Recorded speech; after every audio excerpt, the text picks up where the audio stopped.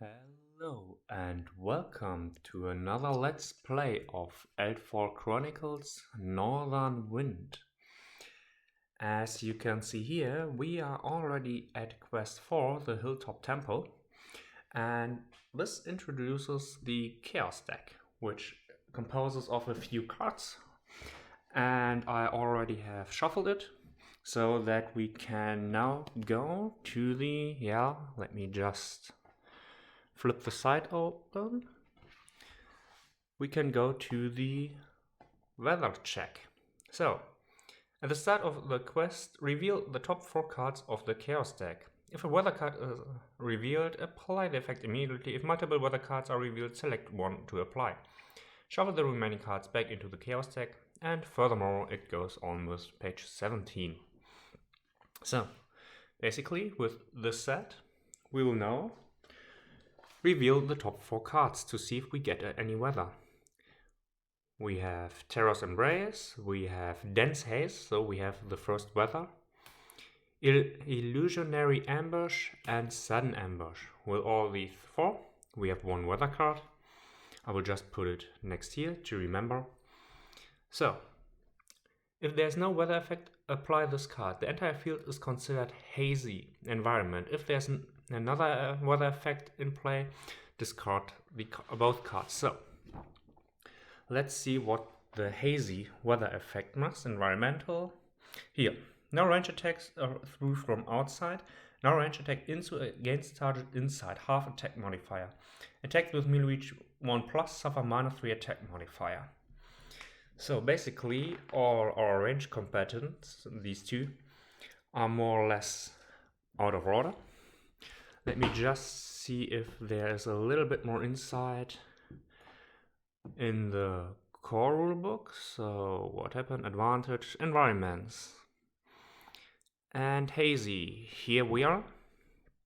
And we also have token. I will just look it up between recordings.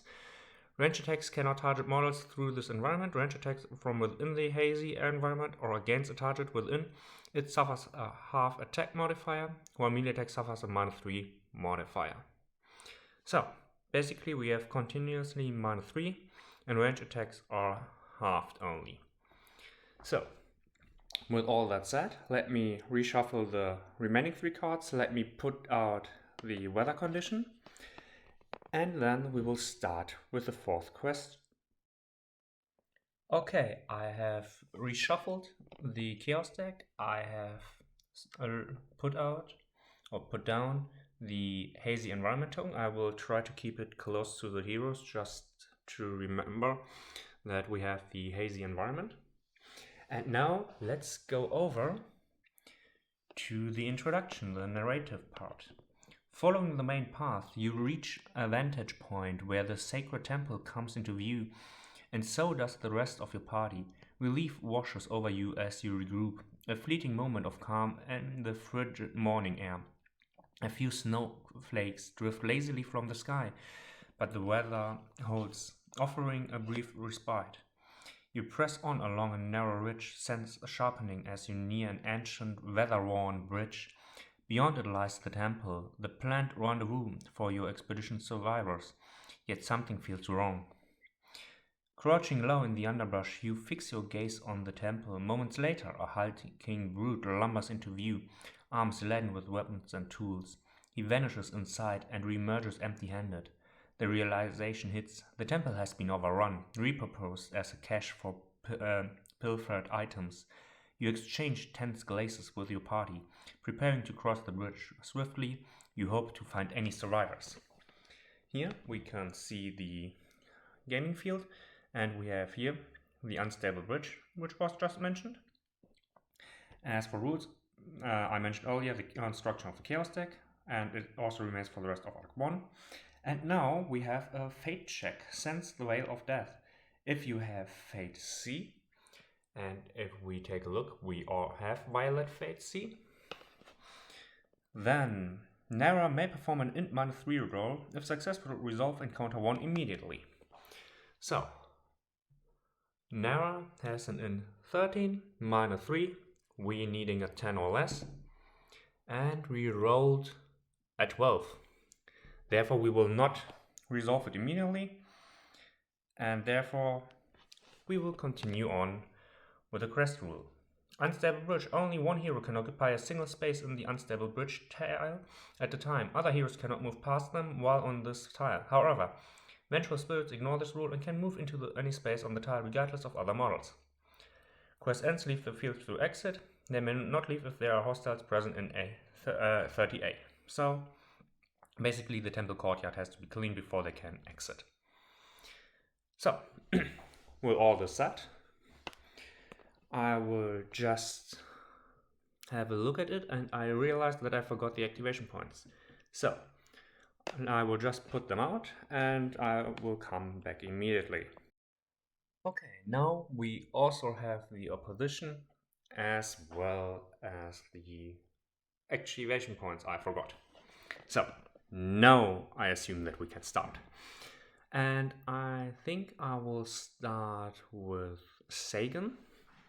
So just putting away one of his activation points, and he will make a run action 1, 2, 3, 4 to get into encounter 1, putting encounter 1 at the side, and we come to: from the jagged rocks around you, incorporeal shapes begin to form. Ghostly figures emerge, their ethereal bodies distorting the air around them. They drift with purpose, searching, yearning for the warmth of a living soul to claim as their own. Through such a fate is forever beyond their grasp. Across the bridge, the battered remains of a warrior stir, the clinking of its rusted armor heralding its rise from a long forgotten grave. Place 2 vengeful spirits on 1. One is right here. So it is Spirit 1 and Spirit 2, and both of these gain activation points. And next, place Intrigue Token 1 on 2. So on the bridge, I have to do it after a short break of the recording. And a Forgotten Hero on 3, so at the end of the bridge. And I will... Here is the more melee-oriented miniature, but I think I will take the more ranged focus miniature to put it as a guardian here atop the bridge. So, now I have to place encounter 2 and Intrigue Token 1 on, which was it? On 2, so in the middle of the bridge, and respective on 4 behind the Forgotten Hero. I will just do it and I'll let you join then. Okay, as we can see here, let me try to get more into focus. Here, I placed the Intrigue Tokens, and also I once again completely forgot that Nara is an artificer. So I decided to let her use the Spectral Sight enchantment onto herself, which gives her advantage against undead. So, with all that being said, Sagan has used his first activation to run up to here, trigger the encounter, and now we have some spirits. If I had managed to roll a 10 or less for the int check, we had also immediately resolved encounter 1 before Sagan had to move up. But now we still have our opponents here. And with this, we have the reaction of the Vengeful Spirit, target priority active model, line of sight enemy within the same space, or target of an attacker outside of our line of sight. And the Forgotten Hero, also the activated model, line of sight enemy within melee range, or the same space. And we have here target of melee attack outside of the field or no line of sight, and within line of sight range attack with corroded warbow. So since we have here open fields and 1, 2, 3, 4, 5, 6, every activation from one of our heroes here will trigger a shot from the Forgotten Hero. But since we are in an hazy environment, instead of his accuracy of 14, this value will be halved, rounded up, so therefore he only has an accuracy of 7. On with this, I think that Nara will activate first, and let me just move these a little bit around. So Nara will activate 1, 2 spaces, get into the same space as the Vengeful Spirits. She will put just a token away and will attack the spear-wielding Vengeful Spirit, who will react and use a dodge will attack, sorry. And the Forgotten Hero will also activate, and he will shoot at Nara, who is now in in the engaged range. Therefore, friendly fire would usually apply, which confers a -4, I believe it. And at 17, 18, 19, and 20, the arrow hits the Forgotten Spirit. So let's do this Corroded Warbow first. It has a strike value of 1. It is within 10 or 8 spaces, therefore +0. But as said, because of the hazy environment, he still needs a 7 or less to hit Nara. And he rolled a 14. Therefore, the arrow goes wide. Now, we come to the confrontation. Nara using her claw, stamina at strike, so therefore 2. And once again, the special rule of the claw provides an additional attack against an unarmored opponent, which is the case. The Vengeful Spirit, on its part, has only 1 strike because of Spectral Weapon. So, both sides suffer -3, so the Vengeful Spirit needs a defense of 5 or less. With a 10, it's above. And Nara, with her offense of 13, needs now a 10 or less to hit. It's a 3, it's a 5, and it's a 16. Yeah, I will keep it as it is. And I totally forgot that I should have activated a Nari first to give Nara the burn quality. But since I didn't do that, now we have here a power that is halved, so therefore 12. I need a 6 or less to basically destroy the Vengeful Spirit. And here's an 8 and an 18. I will use the advantage of the undead side to reroll it. And with a 15, we are still unable to hurt the Vengeful Spirit, not up here. So next, I think will Sagan activate? Having a look at Sagan's weapon, same space. The Stone Splitter also has the same space, but the daggers have also same space, but also throwing. But I'm not interested really in throwing the dagger at the Forgotten Hero. So I think the next one who will activate, will be Sagan indeed. And Sagan will run because the unstable bridge cannot push only one hero can occupy the space on the unstable bridge, and heroes cannot move past it. So with this, Sagan will use a run action, 1, 2, 3, ignoring the intrigue token, and getting into the same space as the Forgotten Hero, which in turn will activate. And line of sight enemy within the same space, immediately attack with the Corroded Sword. So with the Corroded Sword, he has 2 strikes. Against a defense of 14, reduced to 11. And poison 1. Therefore 11 or less to hit. It's a 15 and a 17. So Sagan is indeed very lucky, because otherwise the poison 1 would have been weakened. And weakened, I think we had it last time, halves the toughness and -1 strike value. But since the Forgotten Hero missed, Sagan is now in close combat with the Forgotten Hero, which is quite good because now the Forgotten Hero has no activation points left. Therefore, Anari can now activate in peace. And let's just jump back to Cryomancy and Enchanting, but she has Cryomancy 2, Enchanting 1. And Enchanting 1 is just enough for Sweep and Burn 1, but she could also use Cutting Chill, which would give more power, but since the spirits are incorporeal, Burn is the most important and having a magic attack. And with Burn 1, with Sweep 1, Nara would be able to hit all in her same square, or in her same space. So, with this, Anari activates. She will cast the Burning Touch onto Nara.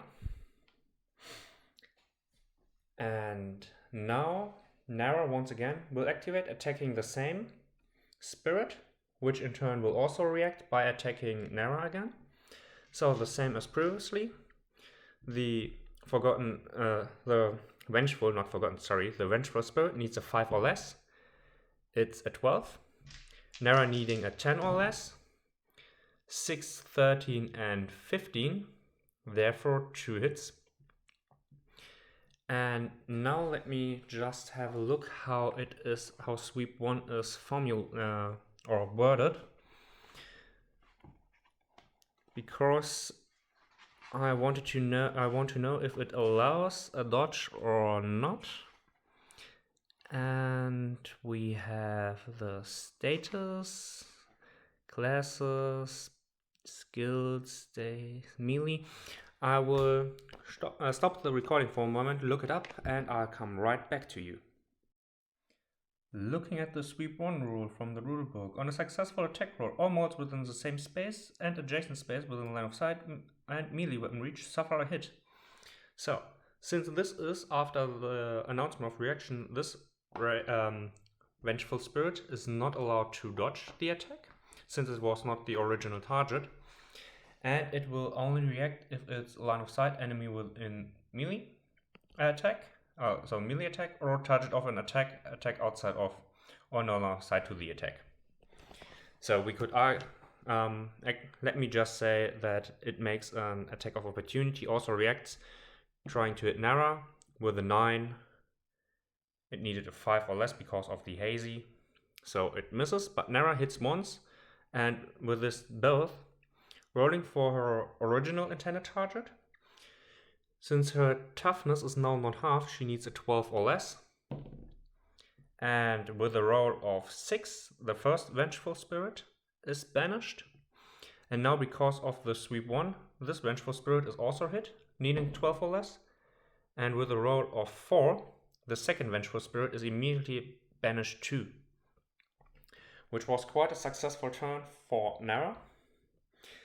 Now, this Forgotten Hero is now in close combat range, so engaged state with Sagan.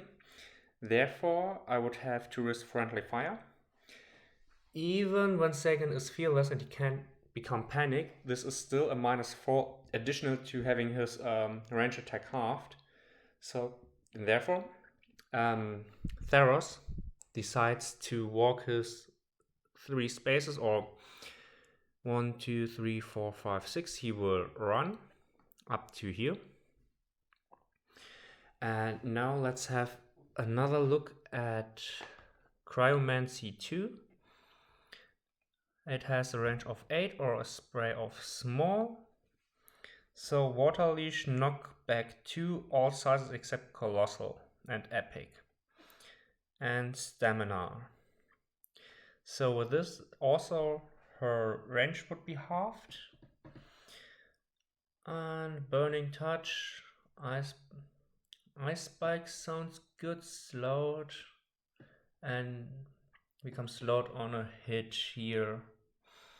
Power 11 and strike value 3. I would still, it's a range attack, so additional -4.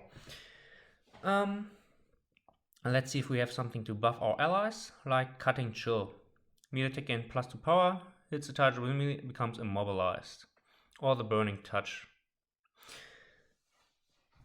Anari will activate. She will walk 1-2 spaces up to here. And from this space, she has 1-2-3 to Sagan.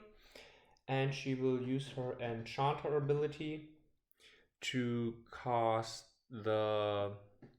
Let's go with Cutting Chill, just to get 2 more power. And maybe immobilize the Forgotten Hero. But now Theros still has an activation left.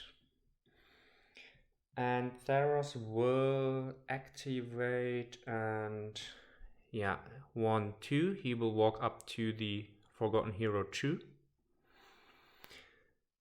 Getting into close contact, and he will try to attack with his headshot using his Assassination 1 skill as well as the Rogue class. So, a lot of abilities we have to go through. Assassination 1 implies if he hits, he gets +6 to his power. And the Rogue class, once per activation, after a successful agility roll after hit, grants a knockdown. So, let's see if Theros is able to hit the defenseless, or more or less defenseless, Forgotten Hero. First of all, Theros needs to hit. Normally it's a 13 or less, but because of Hazy Environment it's a 10 or less. These are 2 hits with a 3 and a 5. Now, he's allowed an agility roll with a 16. He has an agility of 13, therefore this hit has no knockdown. So the Forgotten Hero still stands. But still he has announced the Assassination 1, which gives him +6 of power. So toughness is 11 up to 17 minus the armor of 6. It's still an 11 or less to wound the Forgotten Hero. And with a 12 and a 17, he was unable to put a dent onto the Forgotten Hero, but since we are in the Northern Wind campaign and not in the skirmish, when a model hits but the damage roll fails, the model suffers 1 VP. Additionally, when a hero performs a successful attack roll that doesn't result in damage, the enemy still suffers 1 VP exploit. So, therefore, the Forgotten Hero gets a weak point. So, with all that, Sagan would be allowed to perform a normal movement because he's a ranger, but I'm not interested in doing so because now the Forgotten Hero is harassed by 2 of my heroes. So, I will refresh the power points and activation points and go on with the hostiles' first turn. So, with the activation points allocated, so strategic phase down, activation points allocated in the upkeep phase, we come to the first draw of the Chaos deck in the Chaos phase.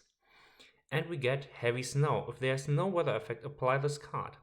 But since the entire field is considered dense and hazy environment, this is not the case. If there's another weather effect in play, discard both cards. So, after a first quick turn of events, the hazy environment is lifted and we are back to clear sunshine. So therefore, all melee attacks are resolved as normal, and once again, the range attacks suffer no penalty. And with this, the Forgotten Hero will close his enemy, which are these 2. Use Marksman if idle. Yeah, he will not perform any range attack because he's engaged.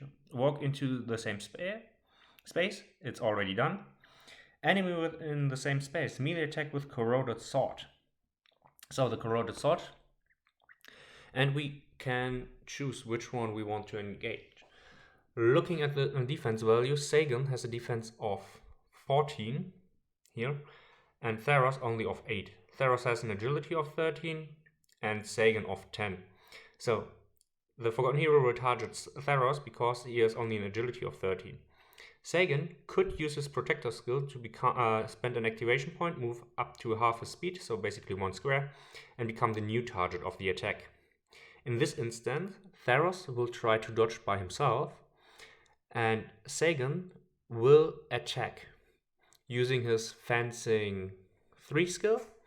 I forgot last time to mention, to get for this attack an additional strike, so that he has, he has 2 strikes in his defense roll. So, and the Forgotten Hero, as mentioned earlier, here has 2 strikes. So, using the white and the green die, or turquoise die, the Forgotten Hero will try to attack Theros with an offense of 14 or less, 17 and a natural 1, which is quite dangerous because it will ignore Theros' armor and will hit him except he rolls a crit himself. With a 6, normally he would dodge successfully, but since this is a critical hit, he will still be hit once. So now let's have another look at Poison. Suffers a wound. So the Forgotten Hero, with a power of toughness -2, we are at 11. Theros has an armor of 2. The Forgotten Hero, ignoring the armor, so 11 or less to wound Theros. It's at 12. Therefore, this is not a wound. Looking at the weak points, when a model suffers a hit but the damage roll fails, the model suffers 1 weak point. And with this, Theros gets his first weak point. But despite his unsuccessful, because of the critical hit, dodge, he is able to dodge 1 space back, coming at the unstable bridge. Now, with all these done, Sagan's reaction. 2 attacks, 1 because of his defense roll, reactive roll, and 1 because of his combat art fencing 3 second wind. 2 attacks, needing a 14 or less to hit the Forgotten Hero. 6 and a 14, both are hits. And now, since, as the token reminds us, he is enchanted by Cutting Chill. Therefore, power +2. The Stone Splitter also has power +2, so a total of +4, 17. And once again, 17 minus the armor of 6 means that we need an 11 or less to wound the Forgotten Hero. A 20 is not enough, but the 5 is enough. Therefore, the Forgotten Hero has 2 hit points. He gets a wound for the 5. And the 20, which fails to wound, provides another weak point, which could be theoretically now be used and being exploited because the Forgotten Hero has a tier of 2. So, with this, now the Forgotten Hero once again will activate. According to his card, he's still engaged, so he stays where he is, and he will attack Sagan with his Corroded Sword. Sagan on his turn will react by an attack by himself, and I think Sagan will once again use the Combat Art 3. So, Sagan having 2 die, and the Forgotten Hero having 2 die, both needing 14 or less. Forgotten Hero, a 3 and a 14, which are good die. For the confrontation, Sagan rolls a 3 and a 6, and normally the 3s are of the same values, which mean both would hit each other, but the 6 is higher than the Forgotten Heroes 3, so this one is cancelled out. The 14 not only cancelled out Sagan 3, but also the 6, because it has the highest value, which is still beneath the offense value or the attacking value. But now Sagan will exploit the 2 weak points and turn his 3 into a critical hit, into a natural 1, which overrides all other hits. Therefore, he is 1 critical hit from Sagan, which ignores armor because of the critical hit, and is still enchanted by the Cutting Chill spell from Anari. So, Once again, +2 for the cutting chill, +2 for the stone splitter, and 13, a total of 17 or less to wound. And with a 17, this is exactly what he needed, putting a second wound onto the Forgotten Hero, and the Forgotten Hero goes down. And this marks the end of the first complete turn. The heroes have activated, as well as the opponents. I could have activated these two to dodge a little bit closer. I will just retroactively... No, I will not do that. I forgot that, so therefore this is fine. So with it, let me just prepare the next turn, and then we jump right into the second turn of the heroes. Starting the turn off, Nara in the strategic phase will use her artificial class to once again cast Spectral Sight onto herself to have advantage against undead. Next, I will activate Theros, who will use his activation to trigger the Intrigue token. So he will stay put and trigger the Intrigue. Standing on the swaying bridge, you peer into the chasm below. Far beneath, a ledge juts out from the rock face, too distant to reach without a rope. Perhaps there's something nearby that could help. Place the broken ledge secret location next to the east of the side of the unstable bridge A26A. I already had a look. I searched already, so it is here. I have no idea what I will have to do with it, since I can't interact with it, except if I have a role, maybe, from the text, but at least I discovered it. And next, I think I will activate Anari, and Anari will cast the Burning Touch at Sagan, which once again allows sweep and burn one, this time to Sagan instead of Nara, but before that she will walk her 2 spaces closer. Now I will activate Nara. Will I activate Nara? No, I will, before I spend her activation, I will activate Sagan. Will I activate Sagan? Nah. Let's go with Theros. Theros is more or less a scout, so he will walk 1, 2, trigger and counter 2. Further down the main path, an Oni Marauder, bloodied and scarred, sits on a stump, its gaze scanning the slope. The moment it locks eyes with you, its posture shifts, it rises ready to fight. Its intent clear despite the injuries on its body. Place 1 Oni Marauder with 2 weak points, carrying common loot on 5. 5 is at the top. So, here's the Oni Marauder, and it has 2 weak points. And it gets 2 activation points. Theros still has a third point of movement, which he will just use to back off a little bit once again. And with all that, his movement done, he will shoot his Thenian crossbow at the Oni Marauder, who in his reactive phase will focus on the activated model, line of sight, target of an attack, and outside of 1 space, dodge towards the attacker. So, and the Thenian crossbow has strike value 1, +3 if within 10 spaces, 1, 2, 3, 4, 5, it's the case. So, Theros 1 attack, the Oni Marauder 1 die to dodge. The Theros has an accuracy of 13 plus the crossbow, therefore 16 or less to hit, using his Assassination 1 trait. With the 12, he will hit. The Oni Marauder, will he be able to dodge with his agility of 8 or less? Within 14, he failed to dodge.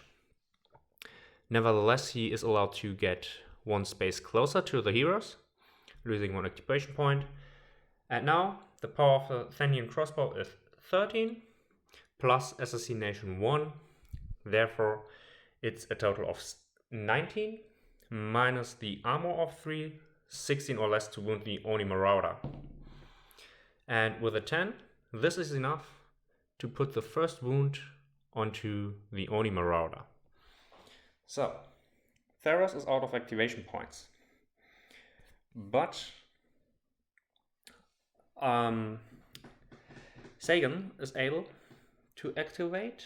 He 1, 2, 3. He needs 4 spaces to get to the Oni Marauder. Do I have something to do with Anari before that?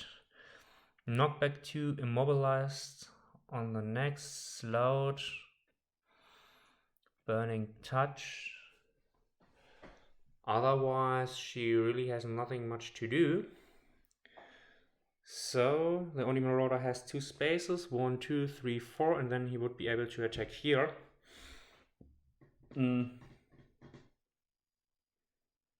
Yeah, I think 1, 2, 3, 4, 5, 6, 7. And Neri will stay where she is, spending her activation point. She will try to attack with her ice spikes. 8 spaces, strike 3, 1, 2, 3. And the Oni Marauder once again will try to dodge. So he will get 1 space closer, trying to dodge. With a 19 I can ignore this dodge attempt. Now the intelligence is 11 for 14. 14 or less with her die. 2 20s, which is in this game very bad, and a 14, so therefore 1 hit.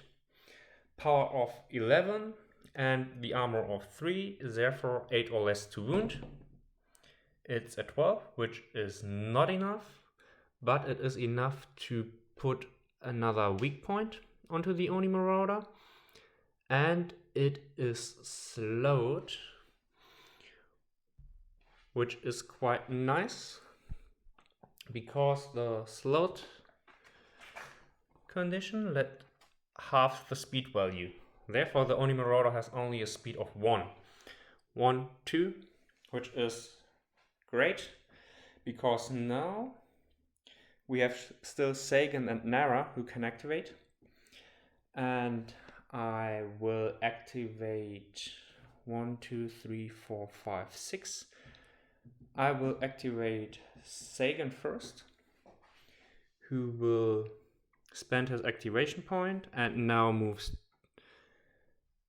He has to run for his first activation. Oh no, he only has to move because here only 2 minutes or only 2 space slots are, which is occupied by the huge Oni Marauder. So therefore Sagan is allowed to 1, 2 move here, and in this instance, since his weapon is only in the same space, he is allowed to attack models which are immediately in the other space where the white border is. So this instant, because the space size here is only 2, Sagan can attack the Oni Marauder from this space, where he normally has to stay in the same space, which is quite beneficial in this case. So with this, Sagan has a strike value of 2, and since the Oni Marauder is without any activation points to use, I think he will still use Second Wind to put the Oni Marauder down or get another attack. So with this, 3 attacks in total. He needs a 13 or less to hit the Oni Marauder. 13, 5, and 15. And I think I will immediately use the weak points to turn the 15 into the natural 1.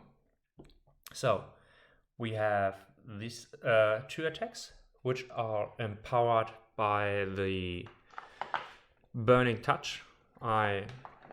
This time, so Burning Touch, so no strength, but sweep and burn 1. I'm hoping for the burn 1 to put the Oni Marauder down. So toughness plus 2, therefore 15 or less, minus the armor value of 3, we need a 12 or less with these two. And with 12 or less, we have a 6 and a 7, sorry, here, 6 and a 7, which are 2 wounds already, putting the Oni Marauder up to 3 already. The one who ignores the armor, 15 or less. It's a 6, which is another wound, so the Oni Marauder is already down. And just for completion, since we have the burn 1 trait, which is another hit of the original power of 15, which ignores armor. With a 9, the Oni Marauder gets a 5th wound, which still puts him only down to 0 HP, because no value in this game can be lower than 0. So, the Oni Marauder is instantly burned to ashes. And instead of the Oni Marauder, we will get a common loot token in his space, which was the first of 2 activations of Sagan. So let me put down the common loot token and we will see what happens next.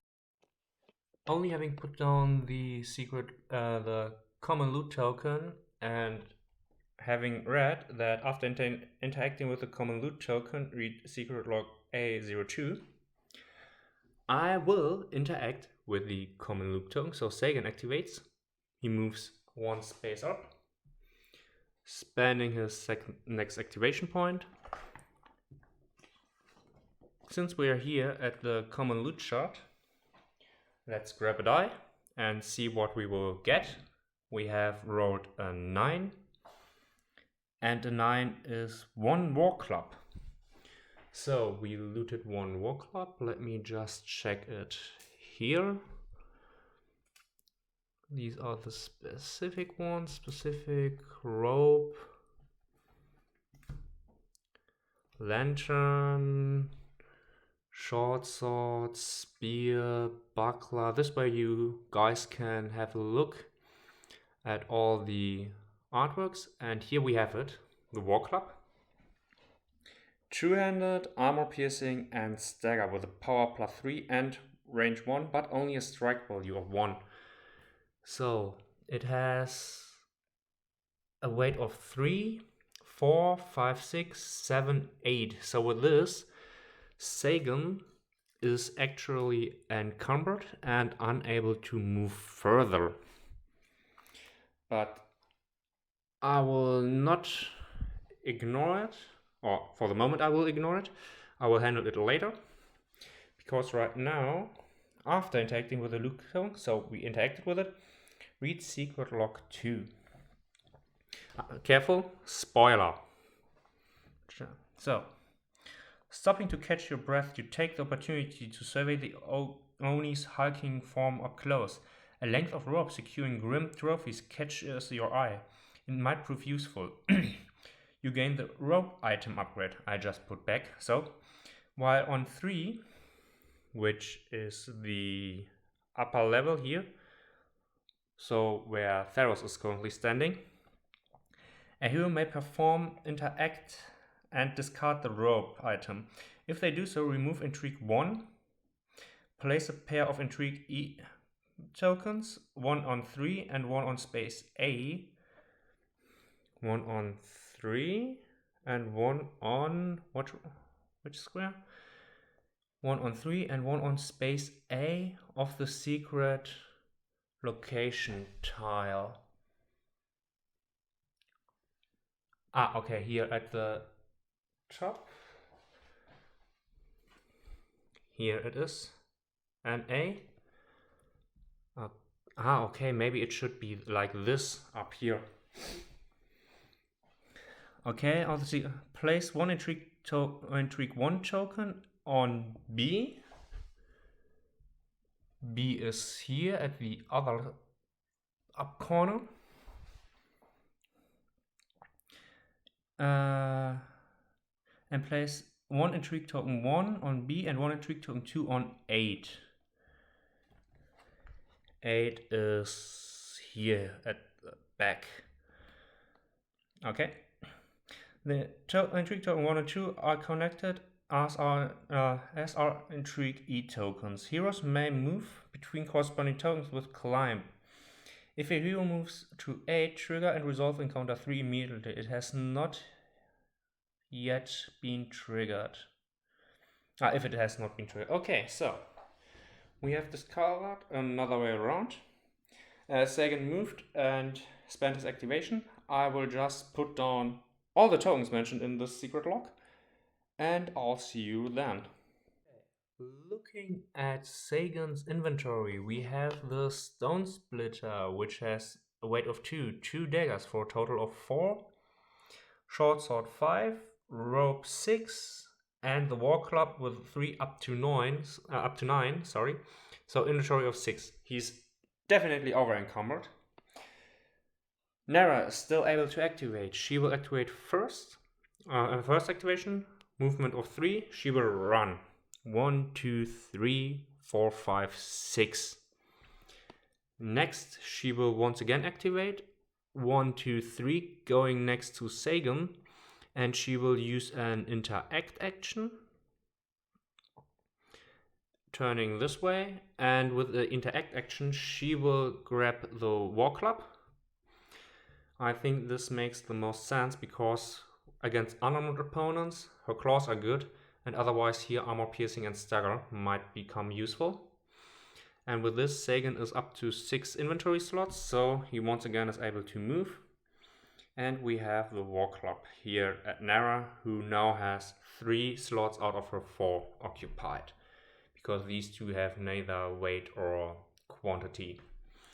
So, this was the hero's turn, except Sagan is, now can also use his Ranger class, and he will move 1 and 2, coming back a little bit. Maybe for the next turn using the rope to discard it and open up this movement, or this way. But before that, hostiles' turn. There's no strategic phase. The hostiles are getting no upkeeps, but the heroes do, so giving them back their activation points in their reactive row. And then another chaos card.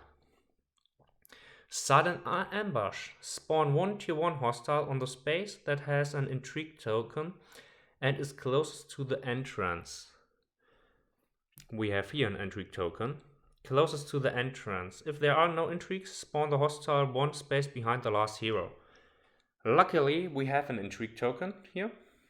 So, with the Sudden Ambush, tier 1, we have the Vengeful Spirit, who emerges from the cliff and gets immediately to activation points. And since it is its active row, and it is within closest enemy, which is Theros, run towards enemy, it's not within 2 inches, walk into same space, attack with a melee attack.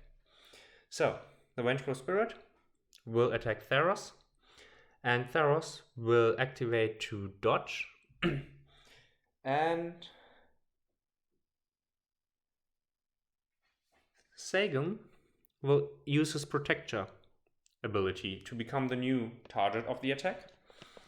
So, since Theros is no longer the target of the attack, he doesn't have to make a dodge roll, so I will just dodge him into this square.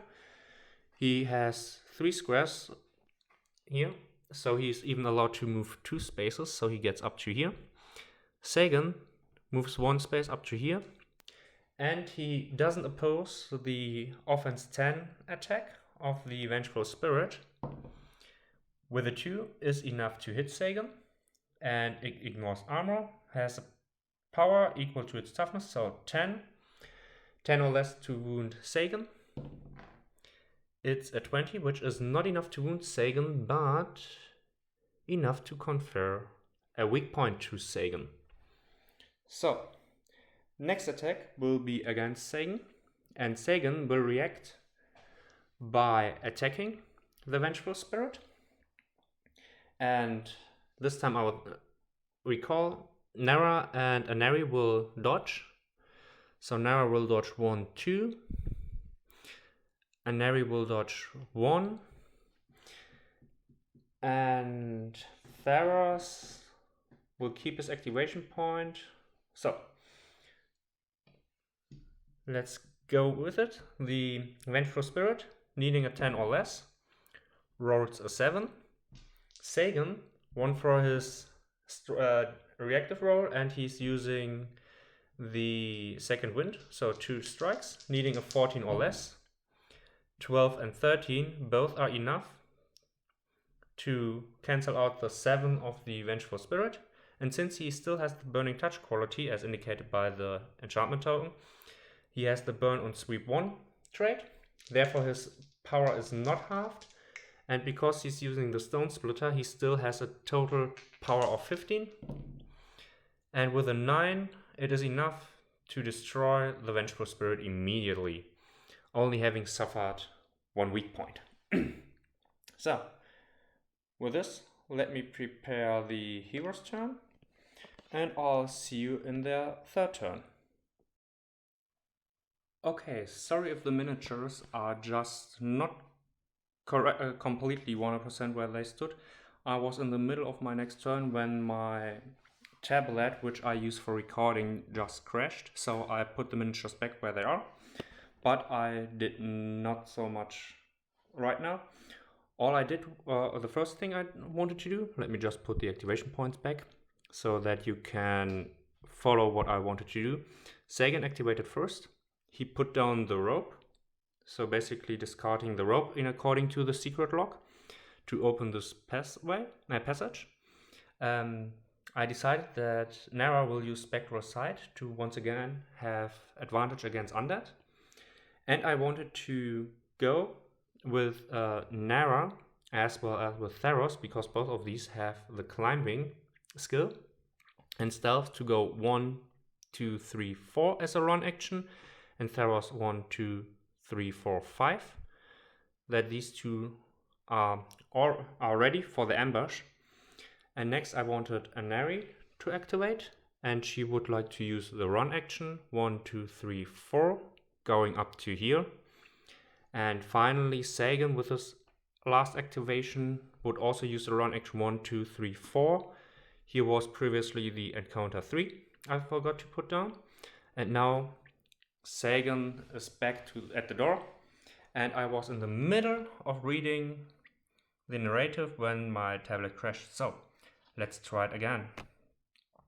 Getting a focus, and a formidable marauder looms in the temple courtyard, its gnarled features and opposing frame exuding a menacing presence, far more daunting than any of its kin you faced before. Nearby, men and women hang limply in makeshift stocks, their heads cold and bowed, their limbs bound by cruel restraints. Upon spotting you, the ogre swings its massive maul with vicious force, shattering a large counterweight with a deafening thud. Your eyes follow the chain to the temple gate, which groans and creaks as it begins to descend, slowly moving to block your path. With a guttural roar, the ogre gestures towards you, calling forward with a menacing challenge. So, set Chaos deck, add Dire Ambush. From the force, place common loot token. I will just put all this down, and then we will continue with the rest of the rules. So, just as a little safe to have a look at where our heroes are currently, because I do not trust my tablet right now. So I will put everything down and I'll let you join then. Okay, here we are. I didn't find any objective markers, but this is why I used these yellow ones. And Sagan moved to just recap. He used his rope, and then 1, 2, 3, 4. So he spent all his movement. Now, the gate will close during the resolution step of this activation sequence, dealing a power 8 hit with stagger to each model on 6, which is Sagan, if I see it correctly. And before the gates close, a hero may perform interact while standing on 6, followed by a toughness roll. If successful, they ignore the hit roll from the gate but lose all AP. The gate remains open as long as the hero is standing on 6 and only performs idle movement as nothing, and so on and so on. If the hero is moved from 6, action other than the gate. While the gate is open, remove the obstacle marker. If the gate closes, place the obstacle marker as indicated on the field map. So, with all this, Second is out of activation points. Let's just have a quick look again. Movement, reaction, and then resolution activation resolves. So behavior and so on. I just wanted to double check. Is it here? No, it should be resolution step here. Attacks of opportunity and so on, activation sequence. Reaction step, and here it is on the resolution step of this activation sequence. So resolution step is after the activation sequence, and we are still in the activation sequence. Modifiers apply to all. Hostiles reaction, damage and wound. So I read it that I still I'm in the activation sequence, and after I finished all my activations with all my heroes, then the gate will close. Unless someone uses an interact action to keep it open with a successful toughness roll. But since Anari has a toughness of 8, I think I will pass on this opportunity. And with this, I think that Anari is the next one who will activate. And she will see this and will walk 1, 2, 3, 4 into this corner of the Oni Marauder to not get cut off. Next, I think I will activate Theros, who has the Stealth 1 trait, which is not at the quick reference guide. So let's see what we have. Targetless, stunning, classes, taunt, stealth 1 here at the bottom. Activates or enters an enemy's awareness. The enemy cannot declare reaction unless it has a line of sight to this model. So most likely he will be able to activate. Yeah, by the way, here are the 3 topmost cards. Here's the Dire Ambush, turning it around and putting it back to the Chaos deck. The Oni Marauder reaction, line of sight within 1 inch, melee attack, try to hit as many enemies as able with sweep 1. So, and if a line of sight to enemy within 1 is not the case and he is not the target from Anari's activation, so my 2 friends here. I think I will start with Theros, who will use climb to get up 1 there, 1, 2, 3, to basically go 1, 2, 3, and this will trigger because he moves through this space where he gets a line of sight, and here 180 degree with this little marker. Theros moves here in line of sight, so he will be targeted by an attack. So Theros will call a dodge action with his second activation it is. So yeah, with a dodge. And the Oni Marauder, I'm thinking about when Theros enters this space, if he's already in the engage, then should have to dodge out here. Yeah, I will go with this. Will I do? Will I not do? Will I do? Theros comes up here with his movement, sees, oh shit, there's an Oni Marauder, and then he will stay there. Stagger, haze, I'm thinking about. Yeah, he will dodge out into this space, and then he still has his 2 spaces to dodge. So here, dodging, the Oni Marauder will use 1 of its activation points. I just put a second one next to it to try to attack with its defense of 10. But let's continue quest rule. The Oni Rindiga is a boss type enemy. Chaos deck is added. While closed, the gate receives the obstacle HP 5 armor 8. A hero can free 1 prisoner by performing an interaction while on the same space as the prisoner, marked by an objective marker. Remove a free prisoner from the field. So, yeah. Starting with Theros, he will try to dodge. The Oni Marauder needs a 10 or less. It's a 13, so doesn't matter what Theros rolls, but he's able to dodge into this space here, leaving the prisoner still here. Now, Nara, it's Nara's turn. She has the Spectral Sight enchantment onto herself. She could also try to dodge, which is exactly what she wants to do. So she has also an agility of, she has an agility of 12 and a defense of 10, yeah. She will 1 with her climb ability, and with 2 she will go up to, will she try? Yeah, she will go there. Otherwise she would get an attack of opportunity. So the Oni Marauder with a 16, he once again misses 1, and she will stay here. And now it's the resolution step. Before the gate closes, Sagan uses his Ranger class, and the Ranger class allows him to perform a normal movement in end phase. So, just getting once again the rule book. Come on, where is it? Here it is. Tactical phase, end phase. And the tactical phase composes, here, step 3, go on, go on, go on. And the final is the resolution step.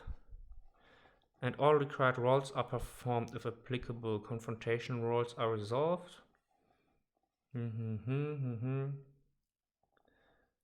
Okay, so it would have, if I read this correct, it will close, slam shut after Sagan's activation. So 1, 2, 3, 4. Anari will stay here. Sagan will get the strength 8, the power 8 hit against his armor 5, therefore reduced to 3. He's not wounded but staggered, but since it did no damage, he gets second weak point.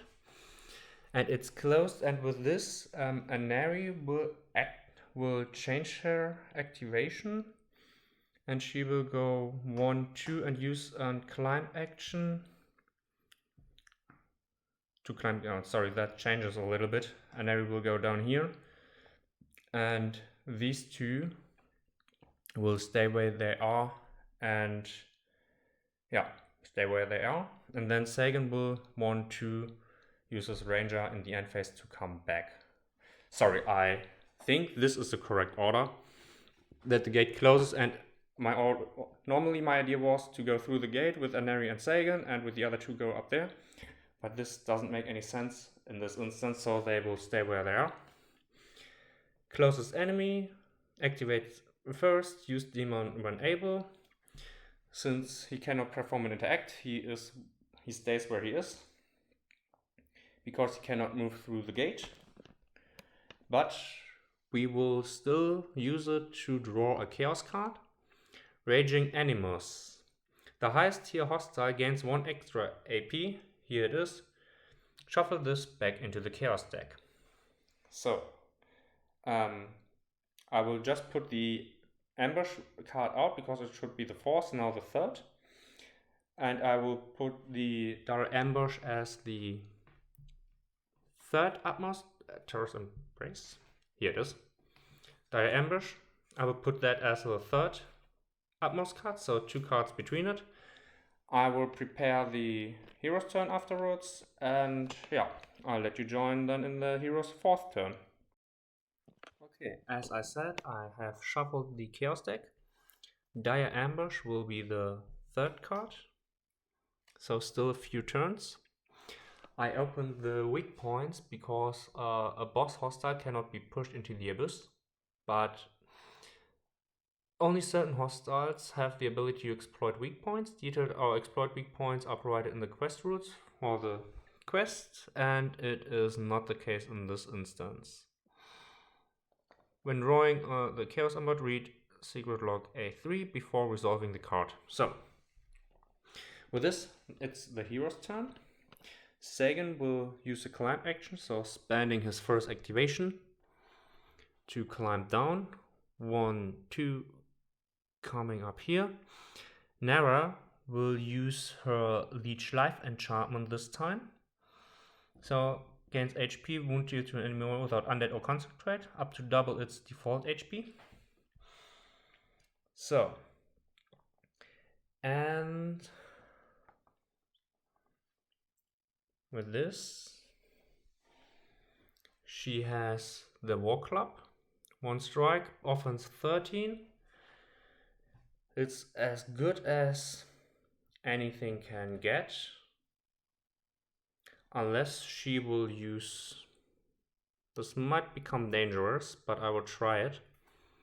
She will use the Adrenaline Rush to get a 3rd activation. So, full frontal assault. Nara, I'm betting on you. So, Nara will activate. Using her climb ability, she will get up to here and jump right into the field of the Oni Marauder to attack him, who will react by getting into a confrontation. So, line of sight here, within 1 inch. Nara will use her War Club. Will she use her War Club, or will she try to overwhelm the Oni Marauder because he has 2 attacks? She will use her claws instead, just to be a little bit more safe, because 1 bad roll could make a difference. So, the Oni Marauder in its reactive row has only 1 strike, which would, you could argue, would make more sense for the War Club. No, I'm hoping that Sagan Theros do the damage. So, Nara with her claws. Needing a 13 or less, it's a 6 and a 4. The Oni Marauder needing a 10 or less, he rolls a natural 1, which is enough to hit Nara, armor piercing, reducing or halving her not apparent armor, sweep 1, and stagger 1. So, with stagger, Nara loses 1 activation point, if I remember correct. It loses 1 activation point, so good thing that I used Adrenaline Rush. And now the Oni Marauder has a total power of 19, 4 plus toughness of 15. Therefore he needs a 19 or less to wound Nara. With a 3, this is enough to make Nara incapacitated, because she only has 1 wound. So much for my idea with the surprise attack. Now, it's a bit of a pickle.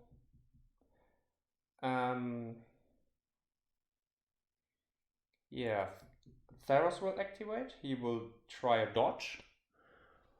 1, this will trigger an attack of opportunity from the Oni Marauder. 1 attack, needing 10 or less.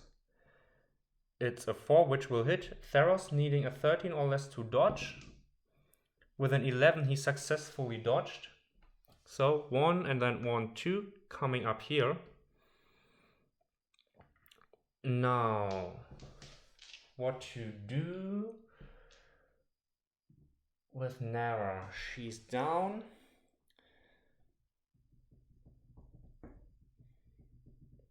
Here we have no line of sight, therefore we cannot do something special. Nara will activate next. She will walk 1, 2, perform a climb action, getting up here. Sagan will activate next.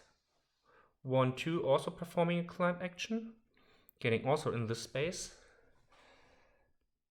Nara is seeing all this. She will use the healing potion, but she has to be in the same space as Nara. So, quite risky. One getting next to the Oni who is out of activation.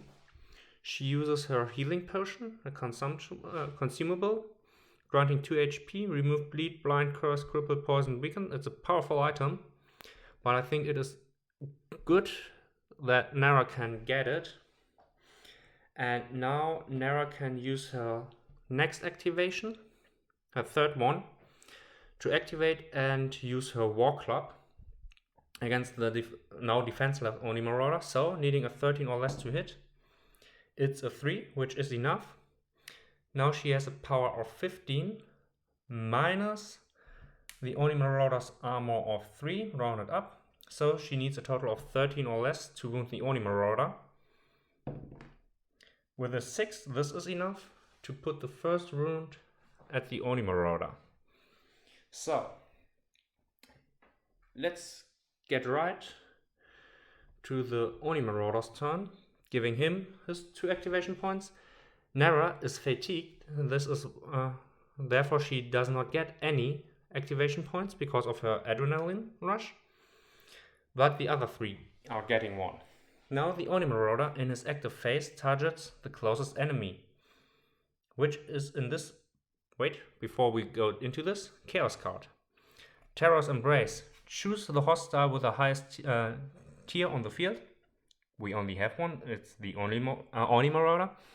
Each hero must perform a moral roll. Apply a -3 modifier if the hostile is tier 3 or higher, which is the case. That fail their roll must walk away from the hostile, ending their movement facing away from it. If there are no hostiles on the field, each hero failing moves towards the entrance. So, starting with Nara, still in her fatigued, 12 or less, she managed to brace it. Anari would be great if she fails her. Needing -3, 11, but with a 4 it's enough. Needing a 7 or less. With a 15 she fails, therefore she walks away. 1, 2. Facing away, which might actually save her. Sagan is fearless, he stays where he is. And for our Theros, he needs also a 7 or less. With a 7, he just barely managed to do so, but he stays. So actually, this was quite beneficial. And the Terror's Embrace gets to the side. With this, the Oni Marauder will attack Nara. Nara is unable to activate, but this will trigger an activation from Theros, who will attack, and Sagan, who will use his protector to walk into the space. Will he not? Will he not? It's quite difficult because Nara is the only one with a second chance who can heal, which I didn't consider previously. So, and the Oni Marauder has the sweep ability, and he is within the awareness of Anari too. So, do we have something we can do here? Knockback isn't helpful because he is unable to be knocked back at all. Immobilized, slowed, only conditions here, not helpful. So yeah, Nara is incapacitated. So sorry, there's a rule that says it ignores incapacitated miniatures. So the Oni Marauder will turn and attack Sagan, and Sagan on his end will use his activation to dodge into the range of the Oni Marauder. So, the Oni Marauder having 2 strikes, 14 and 20. The 14 is just enough to hit. Sagan trying to dodge with a 10. 15 is not enough. Theros will activate an attack, and Anari will also activate, and she will use her frost spell on a hit. So let's start with the hit at Sagan. It's armor piercing, so only armor 3 instead of 5. So 1916 or less. With an 8, this is enough to wound Sagan. He's down to 2 wounds. But he is allowed to dodge towards the Oni Marauder. Nara is still incapacitated. Oh, no, she isn't incapacitated, sorry. So with the successful hit, Nara is also hit, and he needs a 19 or less. With a 6 here, it is enough to incapacitate Nara once again. Damn it. So, now the adrenaline would have been better to not have been used, because the potion doesn't remove weakness, fatigued. So, now, this was the Oni Marauder's first activation, now its second. It will strike at Sagan again. Before Sagan, these two will turn around for their activation, and starting with Anari, using her Frost. So 1 hit, as first her casting roll, 14 or less. 9 is enough. Now it is immobilized and needing 8 or less to wound. 18 is not enough. Theros, with his Thenian crossbow, uses it in Assassination 1. 16 or less because of the short range of the crossbow. It's a hit. 19 minus 3, needing a 16 or less. It's a 20, which is not enough. But since both of these attacks were unsuccessful, the Oni Marauder gets 2 additional weak points.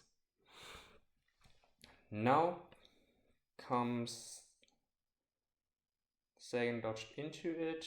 Now comes the second activation of the Oni Marauder, who will attack.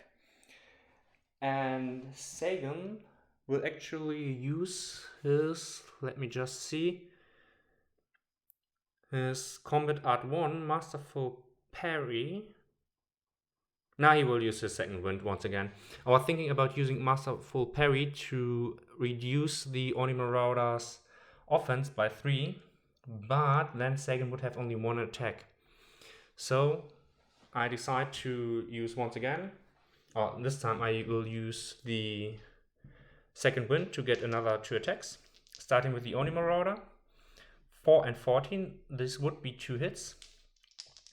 And Sagan needs 14 or less. 2 and 8. So Sagan was able to reduce the Oni Marauder's attack or hits by 1. Is he able to... Oh, sorry. Sagan wasn't even able to react because he is staggered.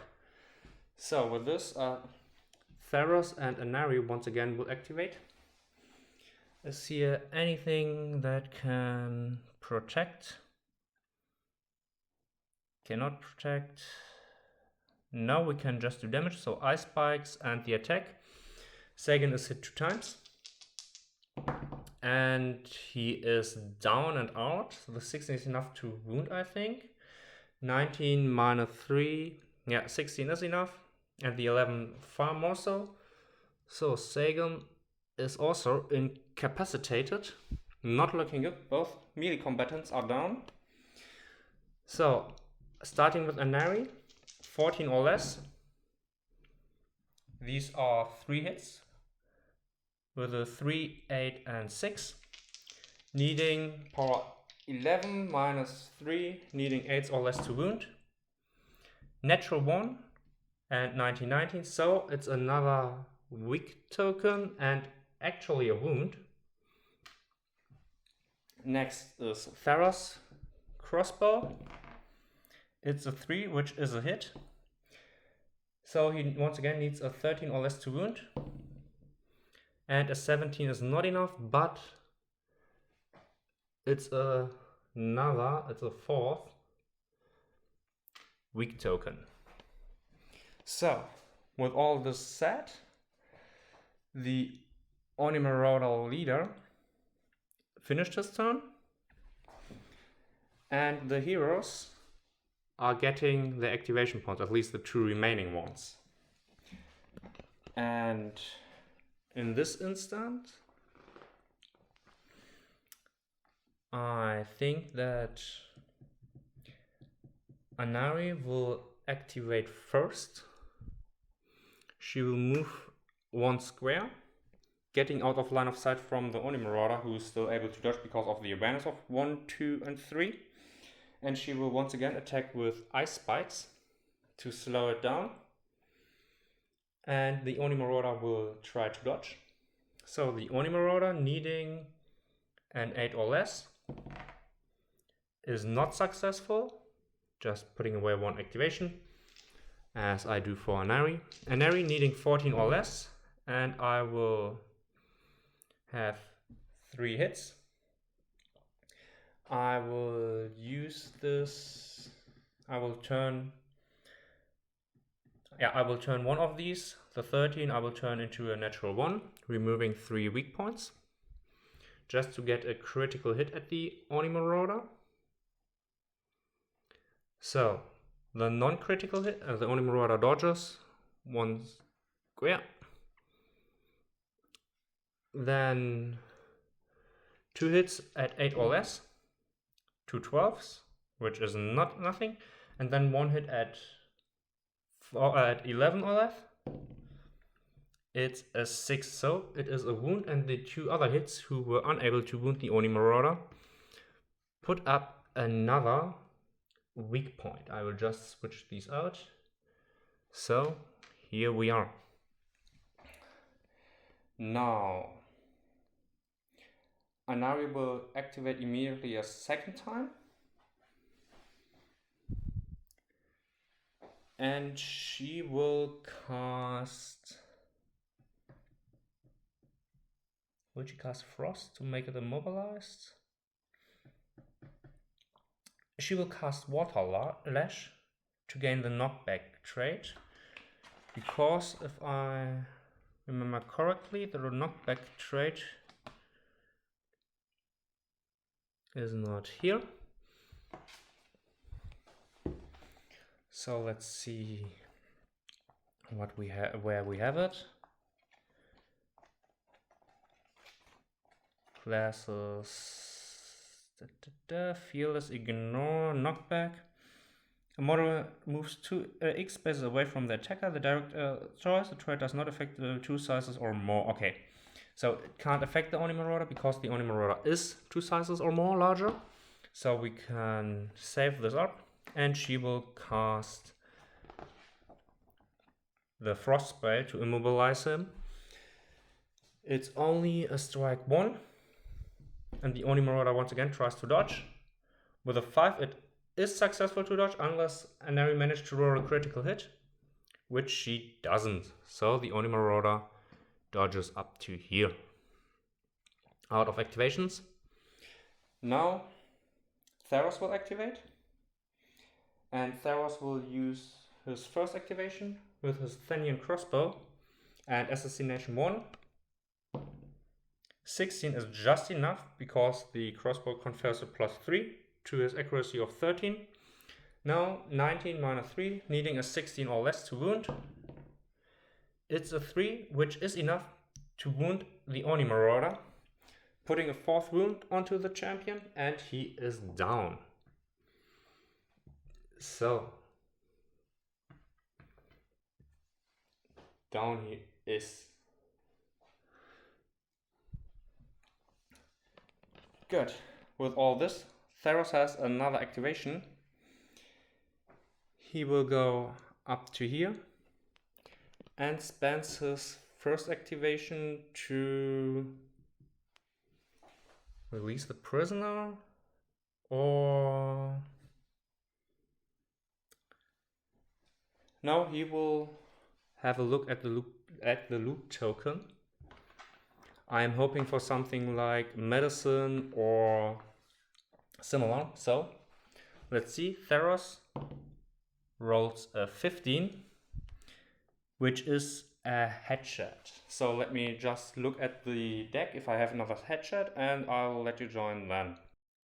Lucky or unlucky, the headshot is only 1 upgrade card, so I was allowed to, according to the rules, use the result lower or above it, and I decided for the sword, because the sword has the effect +1 strike in the active roll when not and attacking an enemy that has melee reach of the same space, so might become useful, but sadly Theros did not receive anything in regards of medicine or similar. So going to the next card, Premonition. Draw and look at the top 2 chaos cards, choose and return 1 to the bottom of the deck, then put this card on the bottom of the deck and resolve the remaining chaos cards. So this might be interesting because now we have the Dire Ambush and we have the Hateful Fortitude. Dire Ambush, spawn a tier 3 hostile 2 spaces away from the lowest numbered encounter on the field towards the entrance. If no encounters are, spawn the hostile 1 space behind the last hero. Yeah. And Hateful Force, true heist, remove all states if no hostiles have states they ignore. Okay, so with Premonition, which is just lucky, at the top 2 chaos cards, choose and return 1 to the bottom of the deck, then put this card on the bottom. So Premonition down, and right now Dire Ambush comes down at the bottom, and I have to resolve the Hateful Fortitude. But since there are no hostiles on the field, I have to shuffle it back into the chaos deck. I will just do it after I did my turn, because now the heroes have 2 more activation points. And I will start with Anari, going up to here, ruffling through this common loop token. Let's see what she gets. She gets a 9. And a 9 is a war club. So let me see if I have a second war club, otherwise a short bow and a glaive. So I'll let you join afterwards. Okay, Anari is similar to Theros before. I do not have another war club, but I can now decide between a short bow who has strike equal to stamina, 0 and -6, which is great for snapshots, or a glaive, which has power, toughness +3, 1 space reach, but stamina -1 at strikes, but sweep 1. And I think since Anari is not the greatest fighter or combatant, and also Nara has accuracy 8 and Sagan accuracy 11, Theros has his crossbow, I think I will take the short bow at Anari just to have the chance to give it to Nara maybe, so that she can take some pot shots. Now I'm guessing this whole thing. Stone Splitter has bleed and sweep 1. Yeah, I will go with the short bow. Let's take the short bow. But still no medicine, and that was the final encounter for the chance to get it. But this was Anari's first activation. With her second activation, she will free 1 prisoner. Theros with his first activation will free the second prisoner, and then he will activate a 3rd time, going up to here and free the 3rd one, so that I have cleared all 3 of these. And now, with a reshuffled chaos deck, let's see what will happen. And we draw Premonition. Once again, draw and look at the top 2 cards. Choose to return 1 of these bottom. Okay. Top 2 cards, Illusionary Ambush and Raging Animus. I will put the Ambush at the bottom. Must perform moral roll, or failed must perform another die roll, walk towards the exit or the entrance. And here, highest he gains 1 extra. So these 2 at the bottom and Raging Animus at the top. So precognition was very helpful, and now with this, Theros will go here, grab a Sagan and walk with his second action out, and Anari will do the same with Nara. And with this, we have cleared the 4th quest, and let's see what will happen. If there are no prisoners on the field as the hero exits through the exit, take Fate D. If there are 2 or more prisoners in the field, take Fate E. So, I will take afterwards Fate D. If you have Fate A, which is the case, read Secret Log A4 and discard the token, so A will be discarded. I will just put it here. We will do that. If at least one prisoner has been saved, you may proceed to page 117, Party Customization. You can read a brief background for each hero on page 150 to 155, 153 to 155. Read about Moondial on 117, continue journey with Mount Bodo Summit Gate, so here. Starting with resolving the 2 events in your way. Here, and now the narrative. You flee the temple, heaving the heavy doors shut behind you and bearing them, hoping to delay any pursuers. Across the frozen undergrowth, you run the enemy close behind. Then a familiar cry cuts through the northern sky. This way, we should find refuge here, there. You press on, slipping into the small glade concealing beneath thick branches and evergreen canopies. Silence settles, then, through the dew-laden veil, an iridescent hawk emerges, its wing catching the dim light as it glides down, landing gracefully on Theros' outstretched left forearm. "Welcome back, my friend," he murmurs, stroking the bird's plumage. Batu senses no danger nearby. From this point onward, Theros has access to Batu upgrade. Good. Now let's just go to page, since we have had the token A, 116 for the secret log 4. 116, that's a little bit far, still far, 15, 16 and secret log 4. As you hourly remove the captive's mask, a wave of relief washes over you. Asano is among them. His body is battered, his posture betraying signs of fractures and broken ribs. Once freed from his bonds, he and a few surviving warriors take a moment and regain their breath. Adjusting his garment, Asano places a firm, grateful hand on Sagan's shoulder. "I owe you one, my boy. That condition in the Shirasawa Hills finally paid off, didn't it?" He grinned, yet his legs buckled. "Regretful, I don't think my body will allow me to process onward with you, Lord. My age is catching up to me," he chuckles. He glances down at his limp-sawed arm, then straightens himself and takes a deep, pained breath before meeting your gaze. "I am deeply ashamed and dishonored, yet I must beg you. Take my place and put an end to the Oni leader atop the Cleave Mountains." Urgency creeps into his tone. "I shall lead the injured survivor back and inform the Empire of what has inspired. Reinforcement will come, but not soon enough." He hesitates. The Fox Empress warned of a fate worse than death when the blood moon rises. After what we have seen, I fear she may be right. Reaching behind him, he pulls free a thick white bear pelt and offers it to you.